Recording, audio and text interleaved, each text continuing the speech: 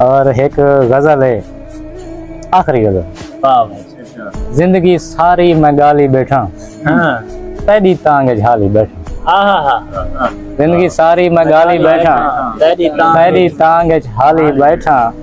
दर दर साल ते दीदा हिन पर, दर दर साल ते दीदा हिन पर, आस उम्मीद तू खाली बैठा। दर दर साल ते दीदा हिन पर, आस उम्मीद तू खाली बैठा। केज तू आसी मेहंदी वाछड़, केज तू आसी मेहंदी वाछड़, पतन ते मुंझा पाली बैठा। और शेर है, अखीरी पात्र फुलेंदा किर गए, अखीरी पात्र फुलेंदा किर गए, जीवन जोगा माली बैठा।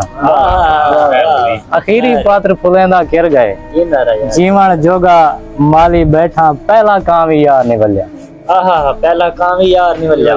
जमाने होंदे लोग पहले खत भेजेंदे कबूतर दे गल च या कां दे गल च, कां बोले आता दिन को आज कोई मेहमान आ सनीहे दे तौर ते कां इस्तेमाल थींदा। पहला काम ही यार न यार निवलिया, पठी बई भी लाली बैठा। मिनता आशिर मिट्टी थी गया, सीने दर्द संभाली बैठा।